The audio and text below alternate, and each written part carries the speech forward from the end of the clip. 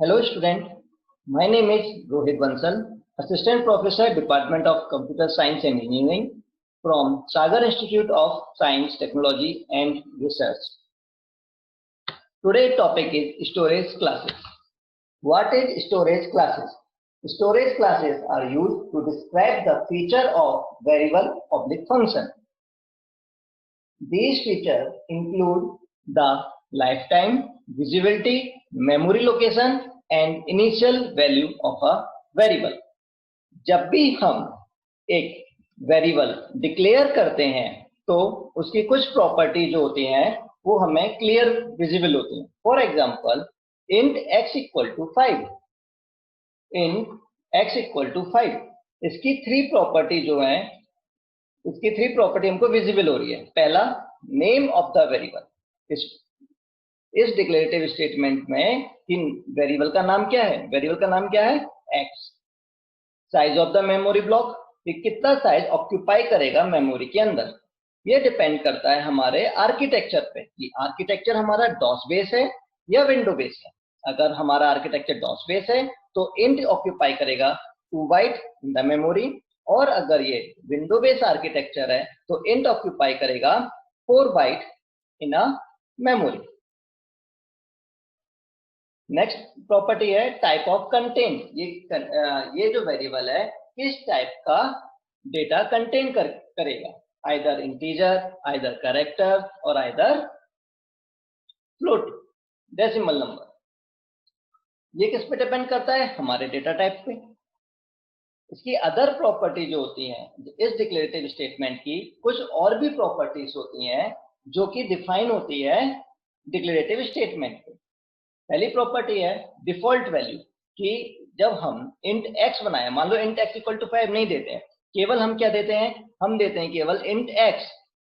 हम क्या दे रहे हैं, केवल हम दे रहे हैं int x. तो इसकी डिफॉल्ट वैल्यू क्या होगी, आइदर गार्बेज होगी, जीरो होगी या कुछ और वैल्यू होगी. वो किस पे डिपेंड करेगा, डिफॉल्ट वैल्यू पे. स्टोरेज, int x जो है वो कहाँ पे स्टोर हो रहा है, ये मेमोरी कहाँ पे ऑक्यूपाई करेगा, आइदर रैम के अंदर और सीपीयू के अंदर. स्कोप क्या है, मतलब इसका जब हम प्रोग्राम में इसको कहां से एक्सेस करेंगे, विद इन द ब्लॉक या आउटसाइड द ब्लॉक. तो ये प्रॉपर्टी किस पे डिपेंड करेगी, स्कोप पे. लाइफ, जब हम वेरिएबल को क्रिएट कर रहे हैं, जब हम वेरिएबल को डिक्लेयर कर रहे हैं तो वो वेरिएबल कब बन रहा है, कब डिस्ट्रॉय होगा, विद इन द ब्लॉक वो उसकी लाइफ है या होल द प्रोग्राम उसकी लाइफ है. ये जो 4 प्रॉपर्टीज हैं, ये 4 प्रॉपर्टीज जो होती हैं वो डिपेंड करती है, किस पे डिपेंड करती हैं, स्टोरेज क्लासेस. ठीक है, तो कौन कौन सी प्रॉपर्टीज जो है स्टोरेज क्लासेस पे डिपेंड करेगी. पहली डिफॉल्ट वैल्यू, दूसरी स्टोरेज, तीसरी स्कोप, चौथी life. There are 4 types of storage classes in C. C के पास 4 टाइप के स्टोरेज क्लासेस होते हैं. पहला ऑटोमेटिक, दूसरा एक्सटर्नल, तीसरा स्टैटिक, चौथा रजिस्टर.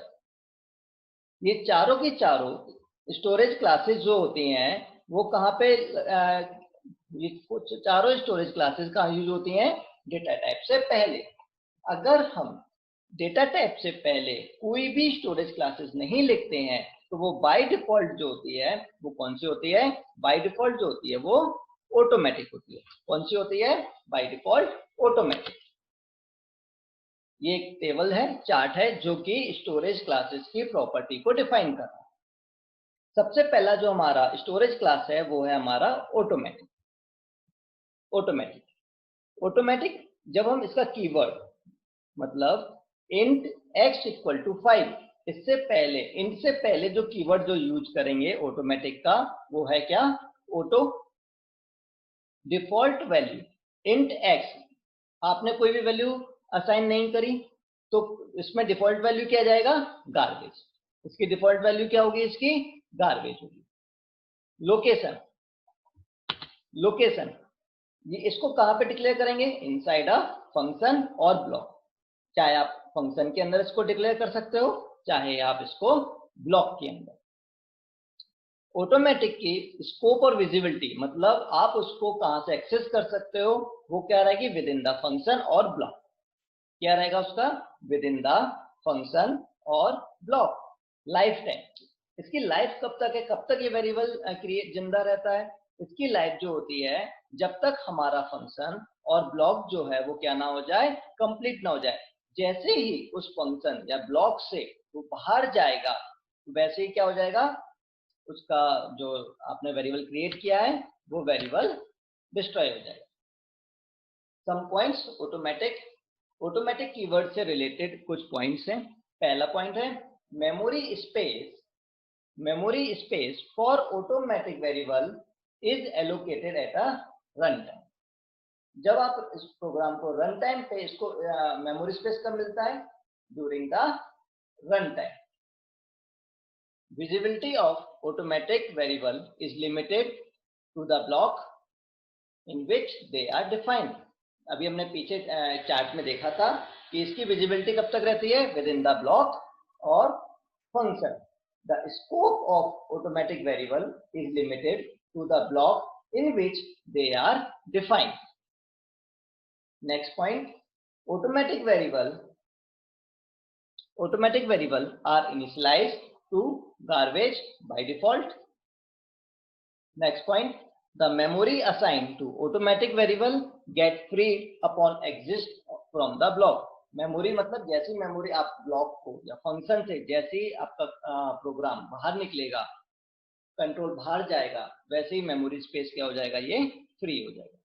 हम कौन सा कीवर्ड यूज कर रहे हैं, हम ऑटो कीवर्ड यूज करेंगे वेरिएबल डिक्लेरेशन से पहले, मतलब डेटा टाइप से पहले जो है हम क्या यूज करेंगे, auto keyword.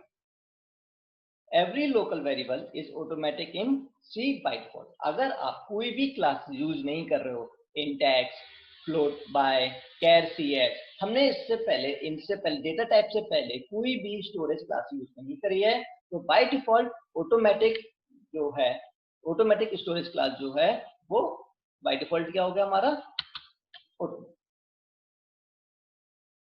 Example of automatic storage classes. हमने एक प्रोग्राम बनाया, इंक्लूड स्टूडियोटेक्स लाइब्रेरी फाइल। इंट मेन हमने यहाँ पे क्या किया, डिक्लेयर किया int A, char B, float C. हमने 3 वेरिएबल को डिक्लेयर किया। हमने इसमें कोई भी वैल्यू इनिशियलाइज नहीं करी। प्रिंटफ करेंगे जब हम %d, %c, %f को एबीसी की हेल्प से, एबीसी की वैल्यू जब हम इनको प्रिंटफ करेंगे तो ये बाय डिफॉल्ट क्या उठाएगा, गार्बेज वैल्यू। क्यों, क्योंकि ऑटोमेटिक स्टोरेज क्लास में बाय डिफॉल्ट जो वैल्यू होती है वो क्या होती है, गार्बेज। देखिए हमने क्या किया, एक प्रोग्राम बनाया है, int A, char B, float C, value को हमने प्रिंट कराया। जब हम इसको रन करते हैं तो इसका जो आउटपुट आएगा वो क्या आ रहा है, गार्बेज वैल्यू आ रहा है। ठीक है, ये आ गई इंटीजर की गार्बेज वैल्यू, ये आ गई कैरेक्टर की गार्बेज वैल्यू, और ये है आपकी फ्लोट की गार्बेज वैल्यू। ठीक है, क्यों, क्योंकि इसके बाहर जो है वो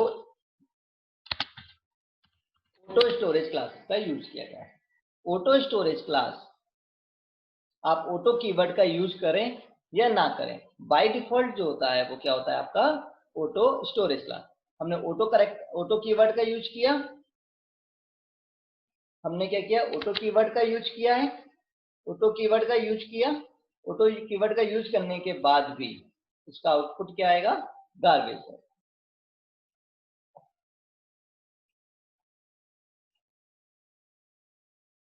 नेक्स्ट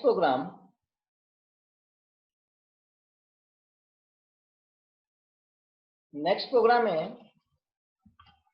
इंक्लूड स्टूडियो.h, इंट मेन। दूसरा नेक्स्ट प्रोग्राम है इंट x इक्वल टू 2। हमने क्या किया, एक वेरिएबल डिक्लेयर किया जिसको x में क्या हमने असाइन किया, 2 असाइन किया। प्रिंट कराई वैल्यू को, हमने प्रिंट कराया हमने वैल्यू को। जब हम यहाँ पे वैल्यू को प्रिंट कराएंगे तो यहाँ पे आउटपुट क्या आएगा, 2। क्यों, क्योंकि x की वैल्यू कितनी है, 2 है। अब हमने एक ब्लॉक और बनाया, ये ब्लॉक जो है इंडिपेंडेंट ब्लॉक है। इस ब्लॉक के अंदर हमने int x equal to 3, x की वैल्यू को हमने क्या असाइन किया, 3 असाइन किया। प्रिंट है, जब हम ये वैल्यू को प्रिंट कराएंगे तो यहाँ पे 3 प्रिंट होगा, ना कि 2। क्यों, क्योंकि इस ब्लॉक के अंदर int x इक्वल टू 3, पहली चीज तो ये अलाउ है क्या, ये एक प्रोग्राम में 2 वेरिएबल नेम सेम हो रहे हैं तो ये अलाउ है। क्यों अलाउ है, क्योंकि ये मेन के ब्लॉक में int x इक्वल टू 2 जो है वो मेन के ब्लॉक में है, मेन के फंक्शन में है, और हमने इंडिपेंडेंट एक ब्लॉक और बनाया है, उस इंडिपेंडेंट ब्लॉक के अंदर हमने क्या किया है, x को डिफाइन किया। हमने क्या किया है, x को डिफाइन किया है। तो x जो है वो क्या वैल्यू प्रिंट कराएगा, यहाँ पे 3 कराएगा। क्यों 3 कराएगा, the variable which is more local will get preference, जो वेरिएबल जो है ज्यादा लोकल होगा उसको प्रेफरेंस मिलेगी। अब इस ब्लॉक से जैसे ही हमारा कंट्रोल बाहर जाएगा, अब ये वैसे ही ये x नाम का जो वेरिएबल जो क्रिएट हुआ होगा वो यहाँ पे क्या हो जाएगा, डिस्ट्रॉय हो जाएगा। आगे जब कंट्रोल आएगा तो यहाँ पे क्या प्रिंट कराएगा, 2 प्रिंट कराएगा। और जब इस ब्लॉक से, इस मेन के ब्लॉक से जब हमारा ये कंट्रोल बाहर जाएगा तो ये वेरिएबल भी क्या हो जाएगा, डिस्ट्रॉय हो जाएगा, यानी कि फ्री हो जाएगा। क्लियर। तो इसका आउटपुट जो आएगा वो इस प्रिंटफ की वजह से 2 आएगा, इस वाले प्रिंटफ की वजह से 3 आएगा, इस वाले प्रिंटफ की वजह से 2 आएगा। एग्जांपल देखिए कोड सेफ पर हमने क्या किया, इंट x बनाया 2, मेन के ब्लॉक के अंदर डिफाइन है, एक x नाम का वेरिएबल बनेगा जिसमें क्या साइन होगा, 2 होगा। फिर एक ब्लॉक बनाया हमने, इस ब्लॉक के अंदर x इक्वल टू क्या दिया, 3। तो ये इस ब्लॉक के अंदर एक 3x नाम का वेरिएबल बनेगा जिसके अंदर असाइन होगा 3। जब यहाँ पे प्रिंट हो जाएगा 3, जैसे ही इस ब्लॉक से कंट्रोल बाहर आएगा तो यहाँ पे x जो होगा वो क्या हो जाएगा, डिस्ट्रॉय हो जाएगा। प्रिंटफ x पे यहाँ पे अब ये जो प्रिंटफ x है वो कौन सा वाला है, मेन वाला है। ठीक है, इसको रन करके देखते हैं। हमने प्रोग्राम को रन किया,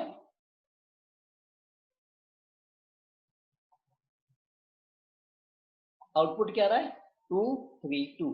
ये दोनों जो 2 हैं वो मेन ब्लॉक के हैं, और जो 3 जो था वो इंडिपेंडेंट ब्लॉक का जो था वो क्या था, हमारा 3।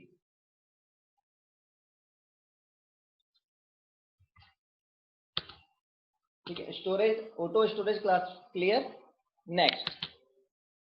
नेक्स्ट है हमारा रजिस्टर। नेक्स्ट जो है हमारा वो है आपका register storage class. Next storage classes है हमारी register storage class. Register storage class के लिए जो कीवर्ड यूज होता है वो होता है रजिस्टर। रजिस्टर स्टोरेज क्लास के लिए जो कीवर्ड यूज होता है वो यूज होता है आपका रजिस्टर। रजिस्टर स्टोरेज क्लास भी सेम होता है ऑटोमेटिक स्टोरेज क्लास की तरह, केवल डिफरेंस इज दैट ऑटोमेटिक जो ऑटोमेटिक स्टोरेज क्लास है वो उसको स्पेस मिलता है रैम के अंदर, और रजिस्टर जो स्टोरेज क्लासेस है उसको जो स्पेस मिलता है कहां पर, रजिस्टर के अंदर। तो इसके लिए जो रजिस्टर क्लास के लिए जो कीवर्ड यूज होता है वो यूज होता है रजिस्टर।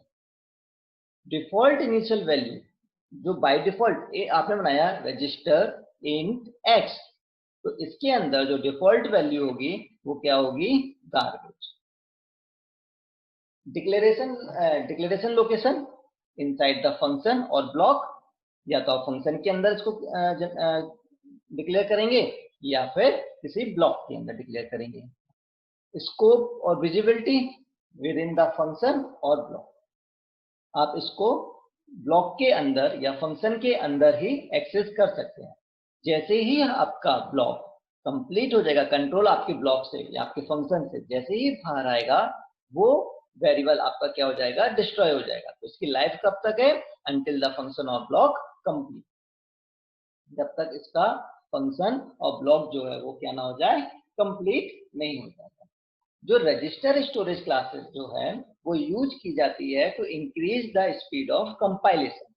रजिस्टर स्टोरेज क्लास जो है वो क्यों यूज की जाती है, to increase the speed of compilation. अच्छा, दूसरी चीज, ये जरूरी नहीं है, it is not sure to allocate the register when create, it depend on availability. जब आप रजिस्टर स्टोरेज क्लास, आप रजिस्टर वेरिएबल डिक्लेयर कर रहे हैं तो ये कोई जरूरी नहीं है कि उसको हर बार रजिस्टर में स्पेस मिल जाए।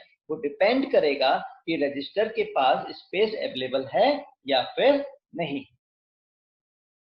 Register is allot only integer और character data type, bigger data type are not allowed. आप अगर बिगर डेटा टाइप के साथ रजिस्टर कीवर्ड स्टोरेज क्लास का यूज करके वेरिएबल डिक्लेयर करते भी हैं तो एरर नहीं आएगी, लेकिन इसको स्पेस कहाँ मिलेगी? रैम के अंदर। ऐसे समझिए, अगर रजिस्टर अवेलेबल नहीं है तो वो ऑटोमेटिक कहाँ पे उसको स्टोरेज स्पेस मिल जाएगी? रैम के अंदर। अच्छा, जब ये प्रोसेस होती है कि इसको रजिस्टर में स्पेस देना है या रैम में अंदर स्पेस देना है, हमको मालूम ही नहीं चलता। वो डिपेंड करता है उस टाइम पे जब आपका रजिस्टर अवेलेबल है या फिर आपके पास उस प्रोग्राम उस टाइम पर रजिस्टर अवेलेबल नहीं है। अगर रजिस्टर अवेलेबल होगा तो रजिस्टर के अंदर स्पेस मिलेगा, अगर रजिस्टर अवेलेबल नहीं है तो ऑटोमेटिक कहाँ चला जाएगा? वो रैम के अंदर चला। एक एग्जाम्पल से समझिएगा।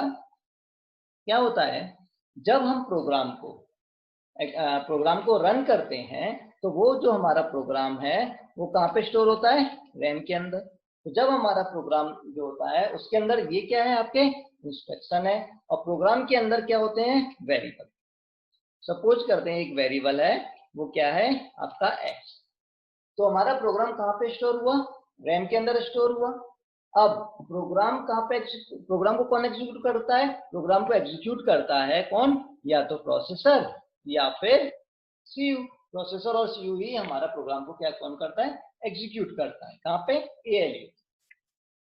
तो होता क्या है कि सबसे पहले एक इंस्ट्रक्शन जाएगा किसके पास? एएलयू के पास जाएगा, वो उसको एग्जीक्यूट करेगा। सपोज करो उस पर लिखा है x इक्वल टू 5, तो क्या करेगा वो? x की वैल्यू को क्या करेगा? वो 5 करेगा। फिर नेक्स्ट इंस्ट्रक्शन लाइन में लिखा है x equal to x plus 5, तो क्या करेगा वो? x की वैल्यू को पहले रैम से लाएगा और फिर उसमें 5 को ऐड करेगा, और अगर उसमें लिखा है इक्वल टू x तो फिर वो असाइन कहाँ पे करेगा? वापस x में करेगा।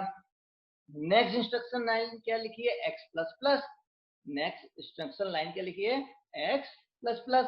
तो x की वैल्यू फिर से वो रैम के अंदर से लेके आएगा वेरिएबल से, उसके बाद में x प्लस प्लस करेगा और बाद में स्टोर कराएगा कहाँ पे? आपके रैम के अंदर। तो सपोज करो कि इसको लाने में, मतलब रैम से वेरिएबल को लाने में t टाइम लग रहा है, तो उसको प्रोसेस कराने में कितना टाइम लग रहा है? सपोज करो t/5 टाइम लग रहा है। तो टाइम कहाँ कंज्यूम हो रहा है? वेरिएबल को लाने में और ले जाने में, स्टोर कराने में। तो हम क्या करते हैं, रजिस्टर ऑटो की वेरिएबल रजिस्टर जो क्लास होता है वो क्या करता है? रजिस्टर क्लास रजिस्टर के अंदर ही क्या करता है? उस वेरिएबल को स्टोर करता है। अच्छा, ये अब डिपेंड करता है कि रजिस्टर के पास स्पेस अवेलेबल है या फिर स्पेस अवेलेबल नहीं। अगर स्पेस अवेलेबल है तो फिर वो स्टोर कराएगा, और अगर रजिस्टर के पास अगर स्पेस अवेलेबल नहीं है तो बाय डिफॉल्ट कहाँ पे बन जाएगा? वो कहाँ पे स्टोर कराएगा? वो रैम के अंदर स्टोर कराएगा। ये रजिस्टर कीवर्ड का हम इसलिए यूज करते हैं जिससे कंपाइलेशन जो स्पीड जो होती है वो इंक्रीज हो जाए। क्लियर? ठीक है। Some point. The variable defined as a register is allocated the memory into CPU register depending upon the size of the memory remaining in CPU. Second point क्या है? We cannot difference the register variable. Mean इसका क्या meaning हुआ? Means we cannot use AND operator for the register variable. The access time of the register variable is faster than the automatic variable. Next point, the register keyword is used for the variable which should be stored in CPU register. We can store pointer into the register. Register के अंदर हम लोग pointers को भी store कर सकते हैं। इसको हम एक और एक्सप्लेन करते हैं with the help of program.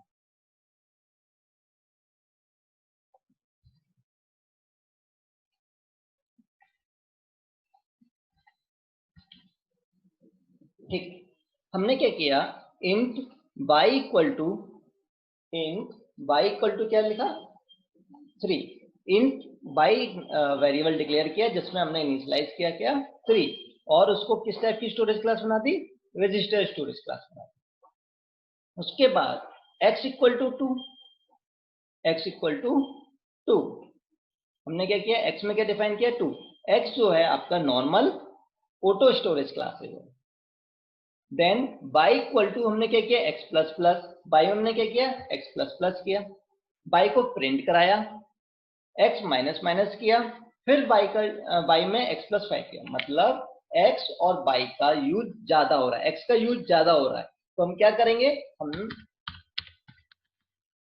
Register क्या करेंगे, रजिस्टर नाम का ऑटो स्टोरेज क्लासेस बनाएंगे। तो ये प्रोग्राम कैसे होगा, in by equal to 3, register के अंदर स्पेस मिल जाएगा बाई को, उसमें 3 स्टोर हो जाएगा, register int x equal to 2, x में क्या हो जाएगा 2 हो जाएगा, y equal to x plus plus, x की वैल्यू जो 2 है वो क्या हो जाएगी 3 हो जाएगी, और कहाँ स्टोर हो जाएगी बाई में, प्रिंट है बाई को प्रिंट करा दिया, x माइनस माइनस, x की वैल्यू जो 3 हो गई तो फिर से माइनस माइनस की तो कितनी हो गई 2 हो गई, y equal to x plus 5, 2 plus 5 7, y में साइन हो गई और y को प्रिंट करा। इसको हम क्या करते हैं, रन करा के देखते हैं।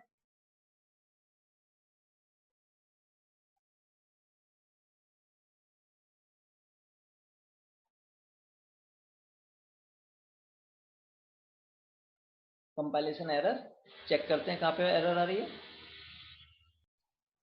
हमने इंटीजर का ब्लॉक ओपन किया कर्ली ब्रेसेस, लेकिन ब्लॉक को क्लोज नहीं किया, हमने ब्लॉक को कोड किया, क्लोज किया, हमने एग्जीक्यूट कराया, रन कराया हमने अपने प्रोग्राम को, आउटपुट क्या आया 2 और 7, 2 कहाँ पे आया इधर, क्यों, क्योंकि y की वैल्यू उस टाइम पे क्या थी x प्लस प्लस की, तो पहले वैल्यू असाइन हुई, उसके बाद में वैल्यू इंक्रीमेंट हुई, इसलिए y की वैल्यू कितनी हो गई यहाँ पे 2, तो यहाँ पे 2 प्रिंट हो गया, क्यों, क्योंकि ये x प्लस प्लस है, अगर ये प्लस प्लस x होता, प्री x होता, क्योंकि ये पोस्ट x है, अगर ये प्री x होता तो वैल्यू 3 होती, क्योंकि ये पोस्ट x है इसलिए पहले वैल्यू क्या हुई असाइन हुई, उसके बाद में प्लस प्लस हुआ, वैल्यू यहाँ पे क्या हुआ x प्लस 5, x में कितनी वैल्यू है आपकी, x में वैल्यू है 2, 2 प्लस 5 7, तो आउटपुट क्या आया 2 और 7।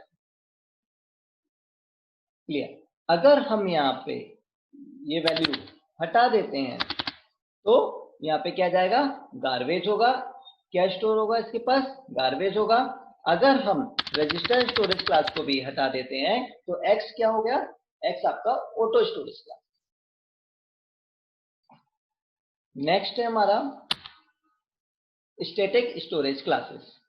स्टैटिक स्टोरेज क्लासेस, इसमें कीवर्ड जो यूज होगा वो क्या यूज होगा, स्टैटिक होगा, बाय डिफॉल्ट वैल्यू क्या होगी इसकी 0, मतलब ऑटो और रजिस्टर की जो बाय डिफॉल्ट वैल्यू गार्बेज थी वो स्टैटिक में क्या हो गई 0 हो जाएगी।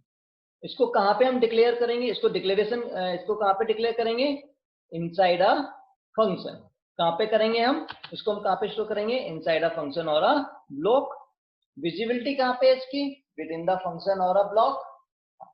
Life until the program terminate, जब तक हमारा प्रोग्राम टर्मिनेट नहीं हो जाता ये वेरिएबल डिस्ट्रॉय नहीं होता। अच्छा, ये कहाँ पे स्टोर होता है, ये वेरिएबल कहाँ पे क्रिएट होता है, रैम के, ये वेरिएबल कहाँ पे क्रिएट होता है, रैम के अंदर। Static variable are visible only to the function और the block in which they are defined. The static variable can be declared many times but can be accessed only one time. By default initial value of static variable is 0. The keyword used to static variable is static. Static keyword का हम use करेंगे static variable। Example, इसको हम example से समझते हैं।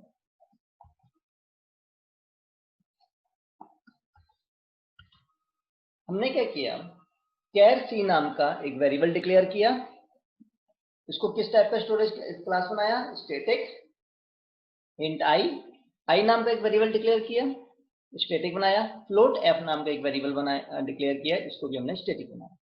अगर हम इसको स्टैटिक नहीं बनाते हैं तो इसमें क्या आता है, बाय डिफॉल्ट गार्बेज वैल्यू।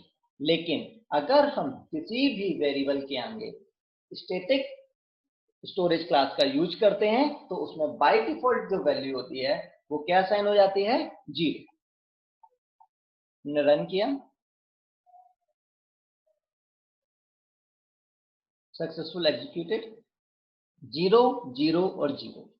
अच्छा, फ्लोट के आगे float value, float data type, float type के वेरिएबल के आगे हमेशा पॉइंट के बाद 6 डिजिट तक रेफरेंस करता है। अगर हम फ्लोट से पहले 0.2f, 0.3f, 0.4f लगा देते हैं तो वो उस टाइप से पॉइंट को एग्जिस्ट करता है।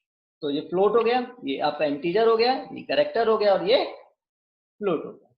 क्लियर? यानी कि जब भी आप स्टैटिक किसी भी वेरिएबल से पहले स्टैटिक कीवर्ड का यूज करते हो, वेरिएबल डिक्लेयर डेटा टाइप से पहले हम स्टैटिक का कीवर्ड का यूज करते हैं तो वो किस टाइप में तो वो वेरिएबल में बाय डिफॉल्ट इनिशियल वैल्यू होती है, वो क्या हो जाती है आपकी, 0। Next programme.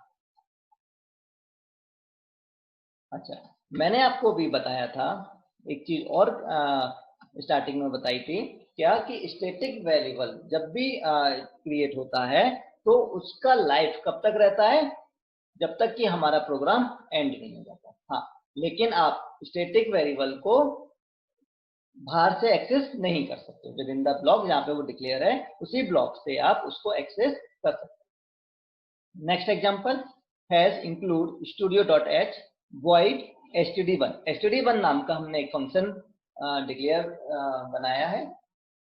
std1 सबसे पहले हमने क्या किया, std1 को कॉल करा। std1 जैसे ही कॉल हुआ तो वो कहां पे जंप करा, std1 के पास किया। स्टैटिक इंट आई नाम का एक वेरिएबल डिक्लेयर हुआ जिसमें क्या इनिशियलाइज कर दिया हमने, 0 इनिशियलाइज कर दिया। आई प्लस प्लस, आई की वैल्यू कितनी हो गई, 1 हो गई। प्रिंट कराया तो यहाँ पे क्या प्रिंट होगा, 1 प्रिंट होगा।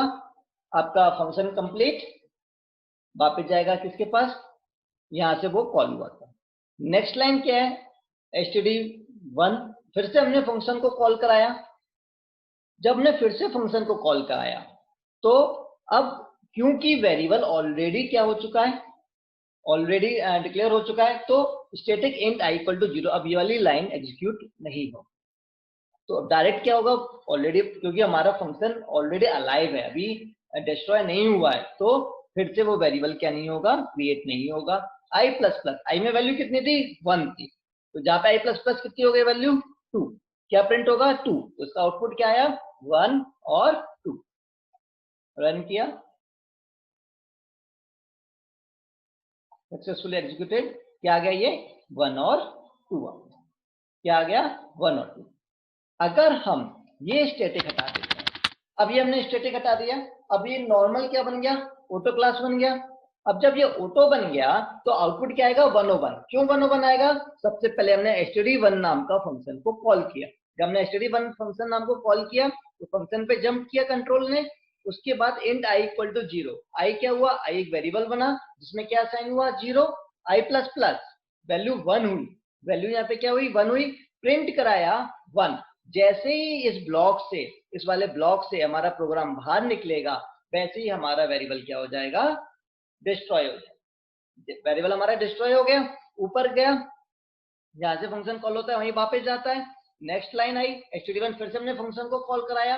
जब हमने फिर से फंक्शन को कॉल कराया, अब फिर से ये वेरिएबल क्रिएट होगा। क्यों वेरिएबल क्रिएट होगा, क्योंकि ये तो हमारा क्या हो चुका है, डिस्ट्रॉय हो चुका है। आई नाम का फिर से 0 हुआ, आई प्लस प्लस 1 हुआ, उसके बाद 1 1 प्रिंट हुआ 1, और जैसे ही ये ब्लॉक से बाहर निकलेगा तो हमारा वेरिएबल क्या हो जाएगा, डिस्ट्रॉय हो जाएगा। तो आउटपुट क्या आया, आउटपुट आया हमारा क्या, 1 और 1। रन करके देखते हैं,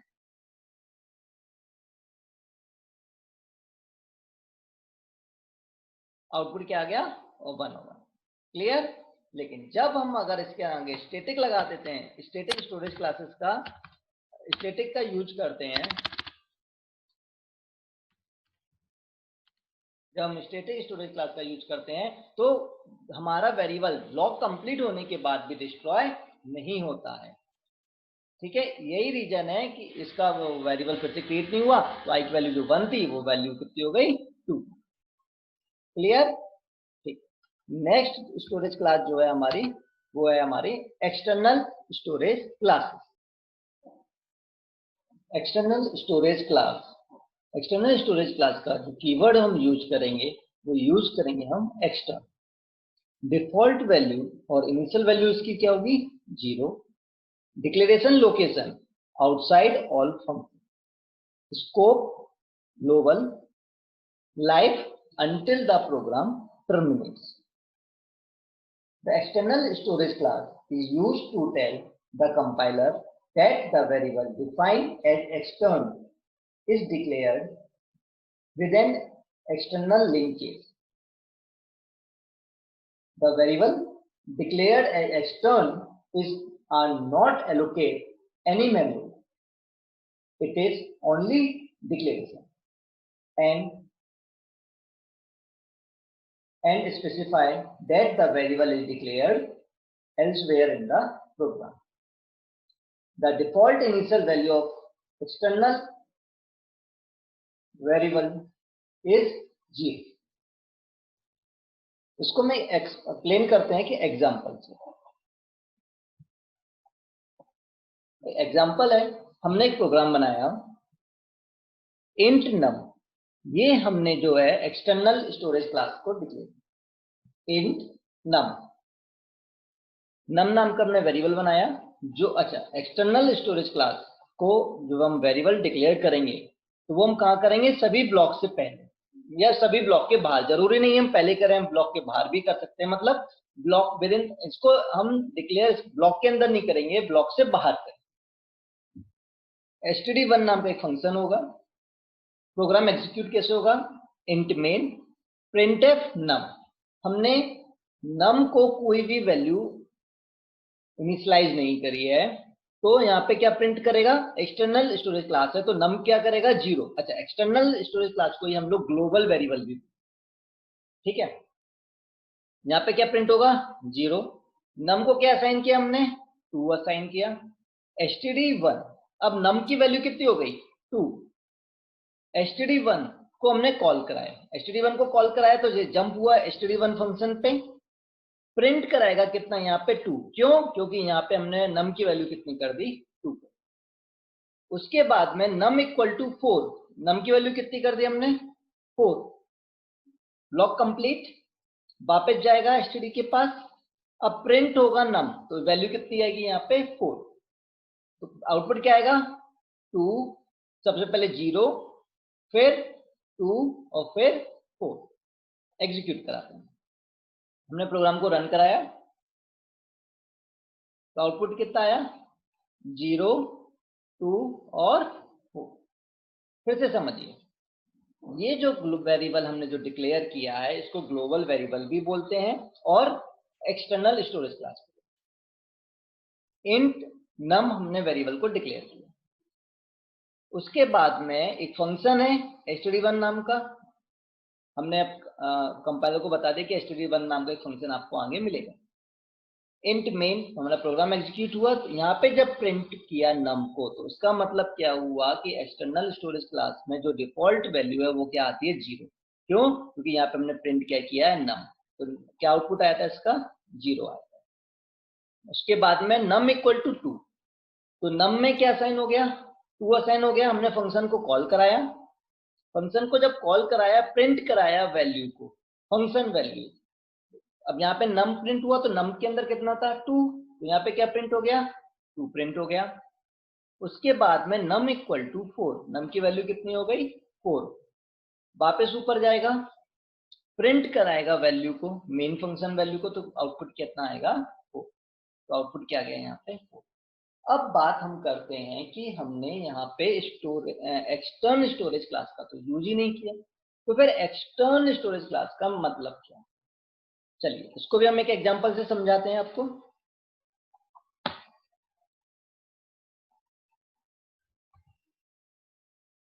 समझिए,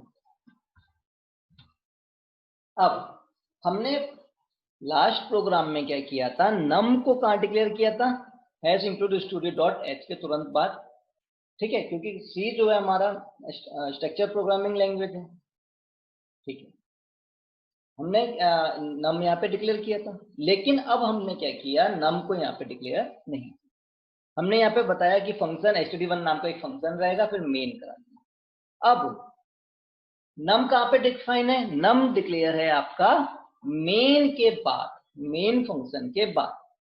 अब क्या होगा, अब अगर हमने क्या किया, इंट मेन के अंदर हमने क्या किया, एक्सटर्न इंट नम। आपको लग रहा होगा कि एक्सटर्न, हमने एक्सटर्न कीवर्ड का यूज किया इंट नम। यहाँ पे ये वेरिएबल डिक्लेयर नहीं हो रहा है, यहाँ पे ये वेरिएबल डिक्लेयर नहीं हो रहा है, ये केवल कंपाइलर को बता रहा है कि नम नाम का वेरिएबल मेन के बाद पूरे प्रोग्राम में कहीं ना कहीं डिक्लेयर है। एक्सटर्न जो है वो मेमोरी ऑक्यूपाई नहीं कर रहा, ये एक्सटर्न जो है यहाँ पे ये वेरिएबल नम नाम का जो वेरिएबल है वो डिक्लेयर नहीं हो रहा है। यहाँ पे क्या है, नम नाम का जो वेरिएबल है वो डिक्लेयर नहीं हो रहा है, वो केवल ये बता रहा है कंपाइलर को कि नम नाम का वेरिएबल पूरे प्रोग्राम में कहीं ना कहीं डिक्लेयर है। फिर हमने क्या किया, प्रिंट कराया नम को, नम की वैल्यू यहाँ पे प्रिंट हो जाएगी। ठीक है, std1 फंक्शन क्या हुआ, कॉल हुआ, फंक्शन कॉल हुआ किसके पास, ये। अब नम को हमने यहाँ पे डिक्लेयर करा रखा है, तो नम में अभी कुछ भी असाइन नहीं है, तो जब यहाँ पे हम प्रिंट कराएंगे तो क्या प्रिंट होगा, 0। std1 को हमने कॉल कराया, यहाँ पे आ गया, नम को क्या दे दिया, 4, नम की वैल्यू कितनी हो गई, 4। प्रिंट कराया फंक्शन को, तो कितना यहाँ पे प्रिंट होगा, 4। वापस जाएगा std के पास और यहाँ पे फिर से प्रिंट क्या हो जाएगा हमारा, 4। रन करते हैं, जब रन हुआ तो क्या आउटपुट आया, 0, 4 और 4। ठीक है, अब बात करते हैं कि मैंने यहाँ पे बोला था अगर हम ये एक्सटर्न लगा रखा, अभी हमने क्या किया, एक्सटर्न हटा दिया, क्या किया हमने, ये एक्सटर्न हटा दिया। जब हमने क्या किया, जब इसको एक्सटर्न हटा दिया, इसको हमने क्या किया, कमेंट बना दिया, एक्सटर्न हटा दिया, हम डायरेक्ट यहाँ पे नम यूज कर रहे हैं। जब हम यहाँ पे रन करेंगे तो यहाँ पे क्या आ गया, कंपाइलेशन एरर। एरर क्या आई, इन फंक्शन मेन अनडिक्लेयर्ड, मतलब जो वेरिएबल जो नम है वो क्या है आपका, अनडिक्लेयर्ड, लेकिन नम यहाँ पे हमने क्या कर रखा है, डिक्लेयर कर। ठीक है, तो हमने यहाँ पे क्या किया, जब इसको हम हटा देंगे यानी कि एक्सटर्न, इसका मतलब क्या हुआ, एक्सटर्न जो कीवर्ड है वो सिर्फ ये बताता है कि आपका जो नम नाम का जो वेरिएबल है वो मेन के बाद कहीं ना कहीं डिक्लेयर है, पूरे प्रोग्राम में कहीं ना कहीं ये क्लियर। ठीक है,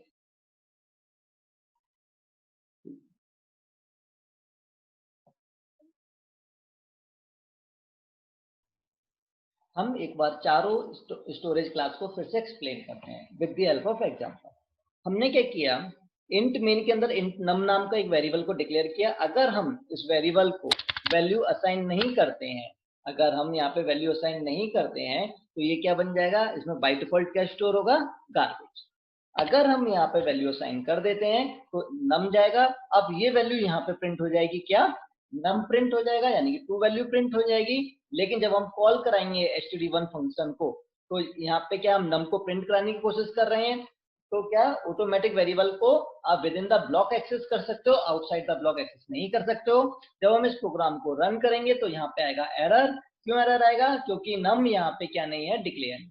ठीक है, यहाँ पे क्या आ गया, कंपाइल एरर। कंपाइल एरर क्या है, अनडिक्लेयर्ड, मतलब नम नाम का जो वेरिएबल है वो यहाँ पे डिक्लेयर नहीं है। तो ऑटो स्टोरेज क्लास में क्या होता है, ऑटो स्टोरेज क्लास में जब भी हम वेरिएबल को डिक्लेयर करते हैं तो बाय डिफॉल्ट गार्बेज स्टोर होता है, रैम के अंदर स्टोर होता है ये, और इसको एक्सेस जो हम कर सकते हैं, कहाँ कर सकते हैं, विद इन द ब्लॉक करते हैं। ठीक है, जब हम किसी भी वेरिएबल से पहले रजिस्टर लगा देते हैं, जब हम किसी भी वेरिएबल से पहले, मतलब डिक्लेरेशन से पहले रजिस्टर लगा देते हैं तो ऑटो की तरह ही पूरा वर्किंग रहेगा इसका। केवल डिफरेंस क्या है, ये रजिस्टर में स्टोर होगा। प्रॉफिट क्या है इसका, कि कंपाइलेशन स्पीड जो होगी इसकी इंक्रीज हो जाएगी। अब हम इसमें क्या लगा देते हैं, स्टैटिक लगा देते हैं, जब हम स्टैटिक क्लास का यूज करेंगे और आप अगर वेरिएबल डिक्लेयर नहीं करते हो तो बाय डिफॉल्ट इसमें क्या जाएगा, जीरो जीरो असाइन होगा।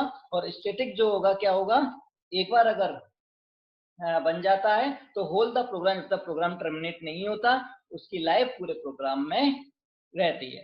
क्लियर? इसको हम विद इन द फंक्शन ही एक्सेस कर सकते हैं, आउटसाइड द फंक्शन हम इसको, या आउटसाइड द ब्लॉक इसको हम एक्सेस नहीं कर सकते हैं। अब बात करते हैं हम एक्सटर्न की। तो एक्सटर्न जो वेरिएबल होता है उसको अगर हम लोग डिक्लेयर करते हैं मेन से पहले तो हमें एक्सटर्न कीवर्ड लगाने की जरूरत नहीं होती है।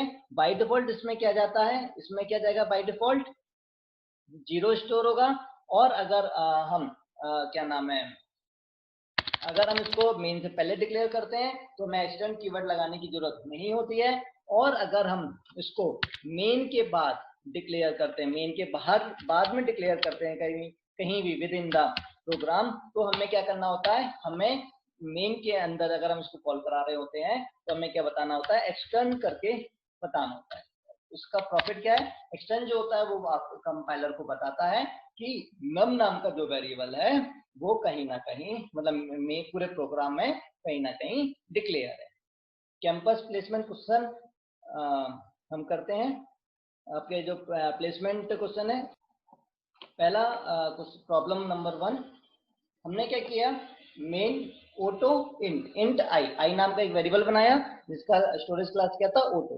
ऑटो यहाँ पे कंपलसरी नहीं है, लगाओगे, अगर नहीं भी लगाओगे तो बाय डिफॉल्ट ये क्या हो जाएगा, ऑटो हो जाएगा। आई नाम का एक वेरिएबल डिक्लेयर हुआ जिसमें क्या साइन किया, 10 किया। रजिस्टर इंट जे, रजिस्टर नाम का एक वेरिएबल स्टोरेज क्लास हमने डिक्लेयर करी जो जे नाम की, जिसमें क्या साइन किया, 20। जब जरूरी नहीं है ये इंट जे, जे जो है आपके रजिस्टर में बने, अगर उस टाइम पे जब कंपाइल हम प्रोग्राम कर रहे होंगे, प्रोग्राम को रन कर रहे होंगे, तो अगर रजिस्टर में स्पेस अवेलेबल होगा तो जे नाम का वेरिएबल रजिस्टर के अंदर क्रिएट होगा, और नहीं तो ये रैम के अंदर क्रिएट होगा। हमने क्या किया, प्रिंट कराया यहाँ पे क्या, आई और जे को, तो यहाँ पे क्या प्रिंट होगा, 10 10। चेंज नाम का हमने फंक्शन बनाया, जब फंक्शन कॉल हुआ तो फंक्शन पे जंप किया, auto int i equal to 100, i नाम का हमने यहाँ पे एक वेरिएबल बनाया जिसमें 100 था। रजिस्टर जे नाम का एक हमने एक वेरिएबल बनाया यहाँ पे जिसमें क्या साइन हुआ, 200। जब हमने इसको प्रिंट कराया तो यहाँ पे आई और जे की वैल्यू क्या प्रिंट होगी, 100 और 200। जैसे ही ये बाहर जाएगा तो यहाँ पे जो दो वेरिएबल जो हमने डिक्लेयर किए थे वो दोनों डिस्ट्रॉय हो जाएंगे, यहाँ फंक्शन के पास पहुंचेगा, उसके बाद में फिर से ये कॉल कराएगा, प्रिंट कराएगा आई और जे को, तो यहाँ पे क्या प्रिंट होगा, 10 20। आउटपुट क्या आएगा, आउटपुट आएगा यहाँ पे इसकी वजह, इस प्रिंटफ की वजह से 10 20, यहाँ पे 100 200, और यहाँ पे फिर से 10 20। Next program hash include studio.h void bell नाम का हमने एक फंक्शन बनाया है। अब int i equal to 10, j equal to 20, k equal to 30, ये क्या हमने बनाए, ये हमने ग्लोबल वेरिएबल बनाए हैं, यानी कि एक्सटर्नल स्टोरेज क्लास बनाया है, यानी कि ग्लोबल वेरिएबल बनाया है। ग्लोबल वेरिएबल बनाया, मेन के अंदर फिर से हमने आई जे और के सेम वेरिएबल को हमने डिक्लेयर किया है। हम ये कर सकते हैं, क्यों, क्योंकि ये अलग अलग ब्लॉक में डिक्लेयर कर रहे हैं। जब हमने इधर आई जे और के की वैल्यू प्रिंट कराई तो ये वैल्यू प्रिंट नहीं होगी, कौन सी वैल्यू प्रिंट होगी, आई जे की मेन की वैल्यू प्रिंट होगी। क्यों प्रिंट होगी, क्योंकि the variable which is more local will get preference, तो इस प्रेफरेंस किसको मिलेगी, मोर लोकल वेरिएबल को मिलेगी। तो यहाँ पे क्या प्रिंट होगा, यहाँ पे प्रिंट होगा आपका 1 2 और 3, आई की वैल्यू 1 होगी, जे की वैल्यू 2 होगी, के की वैल्यू 3 होगी। हाँ, अगर ये वेरिएबल कुछ और होते, ए बी सी होते, तो यहाँ पे क्या प्रिंट होता है, यहाँ पे प्रिंट होता 10 20 और 30। क्योंकि ये सेम वेरिएबल नेम है तो इसीलिए यहाँ पे क्या होगा, लोकल की वजह से जो वेरिएबल ज्यादा लोकल होता है उसको प्रेफरेंस ज्यादा मिलती है, इसीलिए यहाँ पे क्या प्रिंट होगा, आई जे और के की वैल्यू क्या प्रिंट होगी, 1 2 3।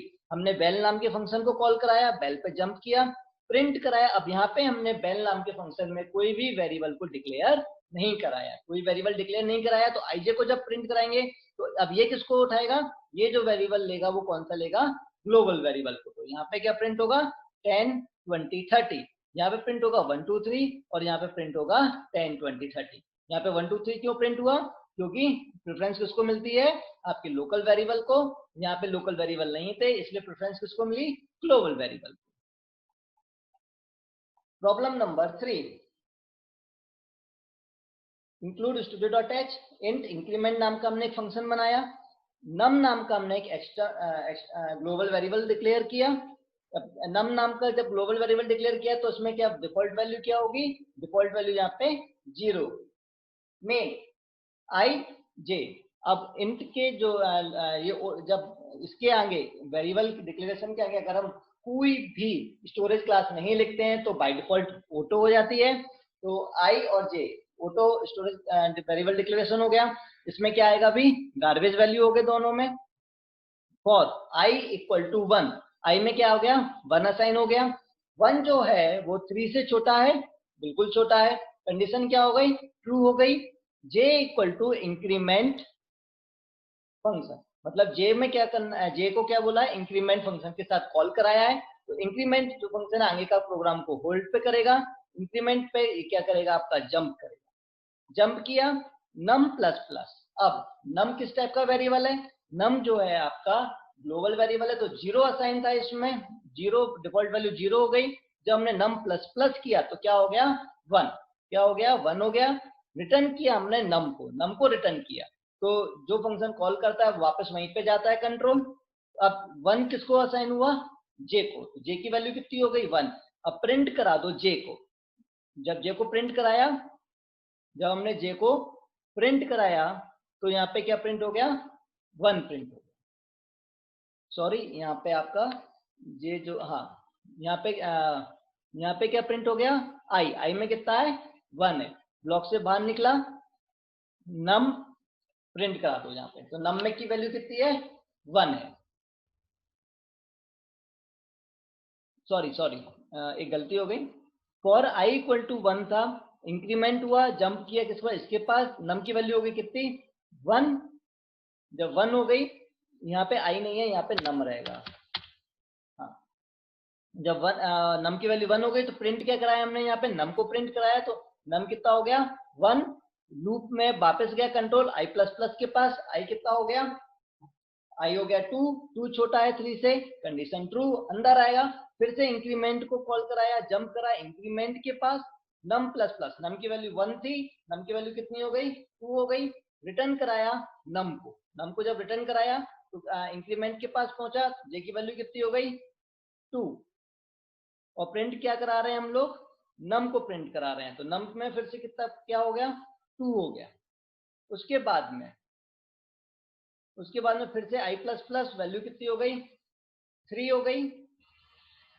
कंडीशन क्या हो गई, ट्रू। फिर से इंक्रीमेंट को कॉल कराया, इंक्रीमेंट के बाद यहाँ आया, आई की वैल्यू, नम की वैल्यू 2 थी, यहाँ पे नम की वैल्यू कितनी हो गई, 3 हो गई। रिटर्न कराया नम को, जब रिटर्न कराया नम को, वापस यहाँ पे आया, जे को असाइन किया, प्रिंट कराया हमने नम को, तो वैल्यू कितनी हो गई, यहाँ पे 3 हो गई। उसके बाद में यहाँ से वापस ब्लॉक के पास जाएगा, आई प्लस प्लस, वैल्यू हो गई कितनी, 4। कंडीशन यहाँ पे हो गई आपकी फॉल्स, कंडीशन फॉल्स हो गई। ये लूप का जो ब्लॉक था उससे हम बाहर आए। फिर से यहाँ पे 4 प्रिंट कराया, तो आउटपुट क्या आया, 1 2 3 4 प्रिंट हुआ। उसके बाद में ये मेन के ब्लॉक से बाहर, जब मेन के ब्लॉक से यहाँ से बाहर आ गया, प्रोग्राम एंड हो। क्वेश्चन नंबर 4, इस क्वेश्चन को बहुत ध्यान से समझने की जरूरत है, ठीक है। इसको हम पेंट ब्रश पे सॉल्व करते हैं, ठीक है। सबसे पहले इंट रेसम नाम का एक फंक्शन क्रिएट हुआ, मेन के अंदर जेड और बाय 2 वेरिएबल हमने डिक्लेयर किए। जेड और बाय जो थे वो मेन के लोकल वेरिएबल है, ये जेड और बाय, जेड और बाय किसके लोकल वेरिएबल है, मेन के। तो रेसम को कॉल कराया 1 के साथ। जब रेसम को 1 के साथ कॉल कराया तो रेसम किसके पास गया, अपने फंक्शन के पास गया। आई जो है इसका लोकल वेरिएबल है, किसका, रेसम नाम के फंक्शन का। आई ने क्या रिसीव किया, 1 के साथ कॉल हुआ है, ठीक है। स्टैटिक सम नाम का एक वेरिएबल और बनाया जो कि स्टैटिक है। सम नाम का जब वेरिएबल है, इन्होंने स्टैटिक सम नाम का एक वेरिएबल बनाया जिसमें क्या असाइन किया हमने, 0। अगर ये 0 असाइन नहीं करते तो भी बाय डिफॉल्ट क्या असाइन होता है, इसमें 0 होता। इफ आई इक्वल टू 3, क्या आई जो है 3 के बराबर है, नहीं, आई में कितना है, 1 3 के बराबर नहीं है। एल्स पार्ट पे गया, sum equal to sum plus 10, sum में कितना है 0, 0 प्लस 10 10, किसमें साइन हो गया, सम में साइन हो गया, आई प्लस प्लस आई कितना हो गया 2। अब रेसम को फिर से कॉल कराया किसके साथ, 2 के साथ कॉल कराया, यानी फंक्शन कॉल इटसेल्फ, तो ये फंक्शन फिर से अपने फंक्शन को कॉल करा रहा है रेसम आई। अब आई की वैल्यू किसके साथ कॉल हुआ 2, जब ये ब्लॉक बाहर जा रहा था, जैसे ये ब्लॉक कंप्लीट हुआ, ठीक है, अब ये आई की वैल्यू क्या हो गई, आई की वैल्यू क्या हो गई 2 के साथ कॉल हो गया, जब 2 के साथ कॉल हो गया तो यहाँ पे वैल्यू कितनी हो गई 2, static int sum equal to 0। अब ये वाली लाइन एग्जीक्यूट नहीं होगी, क्यों, क्योंकि स्टैटिक वेरिएबल है, स्टैटिक वेरिएबल केवल एक बार ही क्रिएट होता है, पूरी लाइफ जब तक प्रोग्राम एंड नहीं हो जाता वो वेरिएबल डिस्ट्रॉय नहीं होता। आई की वैल्यू कितनी गई 2, 2 इक्वल टू 3 है, नहीं है, कंडीशन फॉल्स, एल्स के पास गया, sum equal to sum plus 10, sum में कितना है 10 था, 10 प्लस 10 कितना हो गया 20, सम की वैल्यू कितनी हो गई 20, आई प्लस प्लस वैल्यू कितनी हो गई 3, फिर से कॉल हुआ आई के साथ रेसम 3 के साथ, तो जब आई में क्या आया 3 आया, 3 इक्वल टू 3, कंडीशन क्या हो गई ट्रू, जब कंडीशन ट्रू हो गई तो रिटर्न कराया सम को, जब रिटर्न सम कराया सम के पास कितनी वैल्यू है 2, तो जब ये वैल्यू क्या लेके गया सम को लेके गया, तो जेड की वैल्यू कितनी हो गई 20, जेड की वैल्यू कितनी हो गई आपकी 20। अब बाई इक्वल टू रेसम 1, अब बाई फिर से कॉल हुआ किसके साथ 1 के साथ,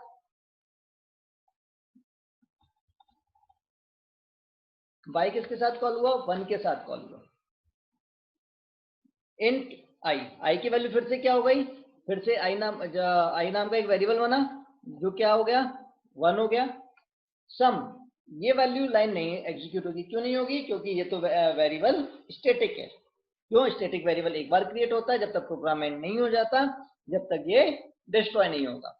आई इक्वल टू 3, आई में कितना है 1 है, 1 इक्वल टू 3 है, नहीं है, कंडीशन फॉल्स, एल्स में क्या sum equal to sum plus 10, sum में ऑलरेडी 20 था, क्योंकि ये वेरिएबल डिस्ट्रॉय नहीं हुआ इसीलिए सम में कितना था 20 था, 20 प्लस 10 कितना हो गया 30, 20 प्लस 10 30, आई प्लस प्लस आई की वैल्यू कितनी हो गई 2 हो गई, आई के साथ फिर से कॉल हुआ रेसम आई, आई में कितना है 2, 2 इक्वल टू 3 है, नहीं है, एल्स के पास गया sum equal to sum plus 10, तो आई सम जो कितना हो गया आपका, सम हो गया आपका 40, आई प्लस प्लस वैल्यू कितनी हो गई, वैल्यू हो गई 3, फिर से कॉल हुआ 3 के साथ कॉल हुआ, इफ 3 इक्वल टू 3 है, कंडीशन ट्रू हो गई, रिटर्न किया सम को, सम जब रिटर्न हुआ y के साथ कितना हो गया 40 रिटर्न हुआ, तो y की वैल्यू कितनी हो गई 40, जब आपने प्रिंट कराया किसको z और y को, तो क्या प्रिंट हुआ 20 और 40। Thank you.